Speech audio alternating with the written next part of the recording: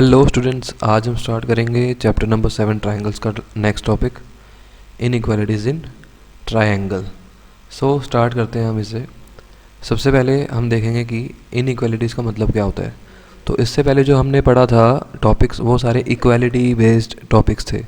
तो इनइक्वालिटी का मतलब होता है कि या तो ग्रेटर देन होगा या फिर लेस देन होगा। जैसे 3 जो है ग्रेटर देन होता है 2 से, लेकिन 1 जो है ये लेस देन होता है 2 से। तो 1 इज़ लेस देन 2 हम ऐसे लिखते हैं।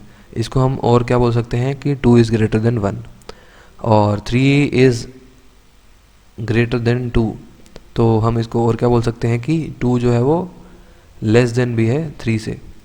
तो अब इस चीज़ को हमें ट्रायंगल्स में यूज़ करना है। तो देखो, जैसे कि यहाँ पे एक एग्जांपल दिया हुआ है कि उन्होंने बोला है कि A double dash B C angle जो है वो ग्रेटर देन है ए डैश बी सी से, और ए डैश बी सी जो है वो ग्रेटर देन है ए बी सी से।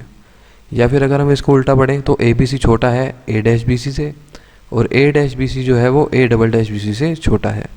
तो देखो यहाँ पे हम देख सकते हैं कि जो एंगल 1 है ये छोटा है 2 से, तो हमने इसको मार्क कर लिया था एंगल 1। ये 1 एंगल जो है ये 2 से छोटा है। Angle 1 is less than 2, angle 2 is less than 3। तो ऐसे इसको हम बोल सकते हैं। आगे देखो, कह रहे हैं if we increase the length then the angles will also increase. कह रहे हैं अगर हम इन ट्रायंगल्स की लेंथ को इंक्रीज कर दें तो एंगल्स जो हैं वो भी बढ़ रहे हैं, इंक्रीज हो रहे हैं। जैसे कि पहले तो ए बी लेंथ थी तो एंगल 1 था। जब लेंथ ए बी से ए डैश बी होगी तो एंगल 2 आ गया, और 2 जो है वो 1 से बड़ा हो गया। और ऐसी अगर जब हमने लेंथ और बढ़ा दी ए डबल डैश बी तक गए तो देखो जो 3 एंगल था वो 2 से बड़ा हो गया। जैसे जैसे हम लेंथ इंक्रीज़ कर रहे हैं वैसे वैसे एंगल्स भी इंक्रीज़ हो रहे हैं। ठीक है, नेक्स्ट देखते हैं। तो हमने यहाँ पे क्या किया कि एक ट्रायंगल बनाया और इसकी 2 साइड जो है ये अनइक्वल है। ठीक है, इसमें जो ए सी साइड है वो बड़ी है ए बी से। तो इससे हमें क्या जो है ऑब्जेक्टिव मिल जाता है, कंक्लूजन मिल जाता है, सॉरी। तो कंक्लूजन ये होगा कि जो एंगल 1 होगा ना ये बड़ा होगा 2 से। मतलब जो साइड की लेंथ ज़्यादा है उसके सामने वाला जो एंगल है वो बड़ा होगा इस एंगल से। ठीक है, तो हमने क्या ऑब्जर्व किया कि जो साइड बड़ी है, bigger the side A C bigger the opposite angle angle 1। तो जितनी लंबी साइड होगी, ए सी जो है वो लंबी साइड थी, तो उसके सामने वाला एंगल जो है वो भी बिगर ही होगा। और इसका अगर हम वाइस वर्सा देखें तो उल्टा देखें तो क्या होगा कि smaller the side A B smaller the opposite angle 2। अब ये साइड जो है वो स्मॉलर थी इसलिए उसके ऑपोजिट एंगल जो है वो छोटा होगा। ठीक है, तो इससे हमें क्या मिल जाता है कि angle opposite to the greatest side is greatest and vice versa. तो इससे हमें एक थ्योरम मिल जाती है, और उस थ्योरम में उन्होंने बोला हुआ if 2 sides of a triangle are unequal the angle opposite to the longer side is larger और ग्रेटर। तो यही ऊपर वाली फिगर को देखो, कह रहे कि जो लॉन्गर साइड होगी उसके सामने वाला एंगल जो है वो ग्रेटेस्ट होगा या ग्रेटर होगा। ठीक है, तो देखो इसमें हमें गिवन है कि ए सी एक साइड है जो कि बड़ी है ए बी से। तो ये देखो ए सी ये साइड बड़ी है ए बी से, इसको डबल एरो मार्क कर लेते हैं। फिर हमें प्रूव करना है कि बी जो है वो बड़ा है सी से।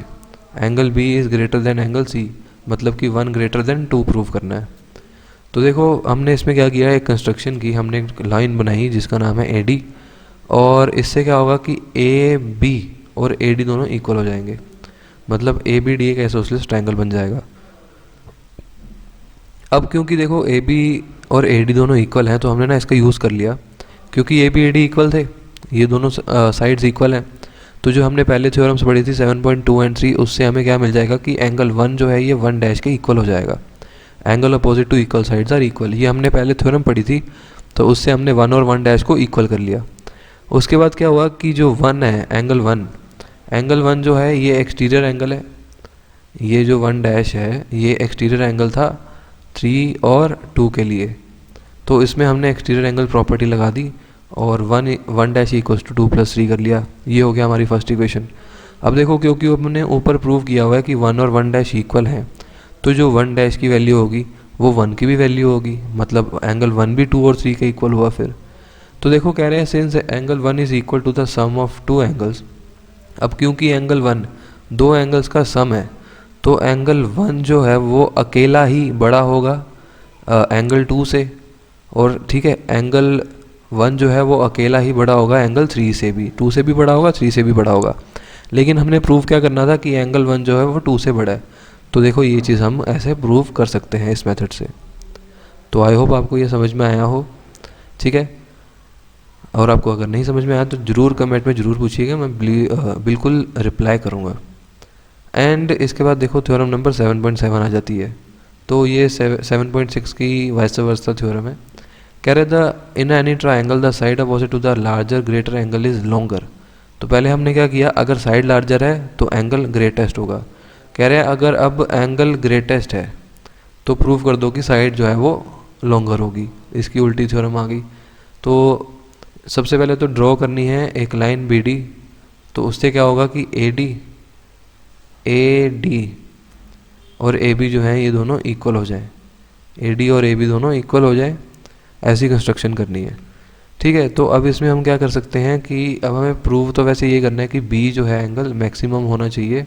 तो उससे क्या होगा, ए सी जो है उसके सामने वाली साइड लॉन्गर हो जाएगी। तो इन शॉर्ट हमें प्रूव करना है कि बी ग्रेटर है और ऑटोमेटिकली प्रूव हो जाएगा कि ए सी लॉन्गर है।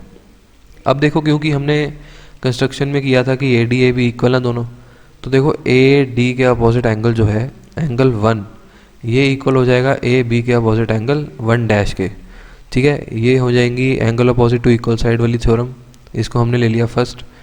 अब देखो एंगल 1, फिर से एंगल 1 जो है वो इस ट्राइंगल के बाहर बन रहा है, तो एक्सटीरियर एंगल प्रॉपर्टी लग गई। 1 डैश जो है ये इक्वल है 3 + 2 के, ठीक है ना।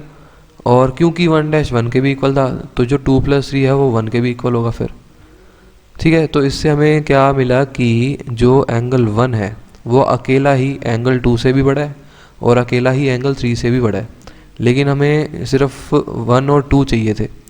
तो देखो एंगल 1 जो था अकेला ही बड़ा था 2 से, ठीक है। अगर उसी एंगल 1 में हम 3 को भी प्लस कर ले तो ये ऑब्वियसली 2 से तो बड़ा ही होगा, ठीक है। और देखो एंगल 1 + 3 था क्या, एंगल 1 + 3 किसको रिप्रेजेंट कर रहा है, पूरे एंगल बी को, फुल एंगल को। तो अब क्या हुआ कि एंगल देखो 1 + 3 बी को रिप्रेजेंट कर रहा था, 1 + 3 दोनों बड़े थे 2 से, तो बी एंगल बड़ा हो गया 2 से। तो देखो बी जो है एंगल 2 से बड़ा है, 2 क्या रिप्रेजेंट कर रहा है, 2 रिप्रेजेंट कर रहा है सी को। तो देखो angle B is greater than C. Similarly it can be prove that angle B is greater than angle A. तो यही पूरे प्रोसेस से जो हम ऊपर से करते आए हैं, इस पूरे प्रोसेस से हम ये प्रूव कर सकते हैं कि जो बी है वो ए से भी बड़ा होगा। तो देखो बी जो है सी से भी बड़ा है, बी ए से भी बड़ा हो जाएगा, और इसका मतलब है कि बी जो है वो ग्रेटेस्ट है। तो जो बी के ऑपोजिट साइड होगी वो भी लॉन्गेस्ट होगी या लॉन्गर होगी। तो यही प्रूव करना था हमें, ठीक है। नेक्स्ट देखते हैं, और नेक्स्ट देखने से पहले आप इस चैनल को बिल्कुल सब्सक्राइब कर दीजिए और इस वीडियो को ज़रूर शेयर कीजिएगा अपने फ्रेंड्स के साथ, सो दैट उनको भी समझ में आए, और ये शेयर करिए आप ताकि उनकी हेल्प हो सके। तो थ्योरम 7.8 देखते हैं। कह रहे हैं कि sum of any 2 sides of a triangle is greater than the third side. तो हमने इसमें प्रूव करना है कि कोई 2 साइड का सम ग्रेटर हो जाए थर्ड साइड से। तो हमने क्या किया, ए बी और ए सी ये 2 साइड्स ली, इन दोनों को ग्रेटर करना है बी सी से। उसके लिए हमें क्या करना है कि प्रोड्यूस किया पहले तो ए बी को ए डी तक, डी तक, और उससे क्या होगा कि ए डी जो है ना वो इक्वल हो जाएगी ए सी के। ए डी को हमने इक्वल किया हुआ है ए सी के, ठीक है। अब देखो सबसे पहले हम क्या करेंगे, in triangle A C D मतलब इस ट्राइंगल में हमने कंस्ट्रक्शन से क्या कर लिया, A D equal to A C कर लिया, और angle A D C A C D दोनों इक्वल हैं। क्यों जी, देखो ये दोनों साइड्स इक्वल थी, तो इन दोनों साइड्स के अपोजिट जो एंगल्स हैं ये भी इक्वल होंगे। Angle opposite to equal sides वाली थ्योरम लग गई, तो एंगल 3 और 4 इक्वल हो गए, ठीक है। दोनों एंगल्स इक्वल हो गए, इसका नाम था 4, इसका नाम था 3। अब देखो बी सी डी एंगल कैसे बना हुआ है। बी सी डी एंगल जो है ना ये बी सी ए और डी सी ए को मिला के बना हुआ है, बी सी ए और डी सी ए को मिला के। अब क्या किया हमने, देखो फर्स्ट इक्वेशन में एंगल ए सी डी जो था वो ए डी सी के इक्वल था, तो हमने ना ए सी डी को चेंज करके ए डी सी कर लिया। मतलब कि दोबारा से देखते हैं, ACD को चेंज करके ADC कर लिया, और एक जो दूसरा एंगल है वो है BCA, मतलब ये दोनों एंगल्स आ चुके हैं अब हमारे पास। आगे देखते हैं। देखो, since BCD is equal to the sum of BCA and ADC, so BCD alone is greater than ADC। BCD जो था, BCD एंगल देखते हैं। BCD का मतलब है 2+3। BCD जो है ये है 2+3। कह रहे हैं ये एंगल जो है ना ये बड़ा था, किससे बड़ा था ये? ADC से। ADC का नाम है 4, तो ये एंगल बड़े हैं दोनों 4 से। कह रहे तो so BCD alone is greater than ADC also. BCD is equal to the sum of BCA and ADC। अब देखो, BCD is equal to the sum of BCA and ADC, मतलब BCD जो है ये BCA प्लस DCA के सम के equal है। मतलब BCD जो है ना ये 2+3 का सम है। तो कह रहे हैं जो BCD अलोन जो है वो ग्रेटर देन होगा ADC से।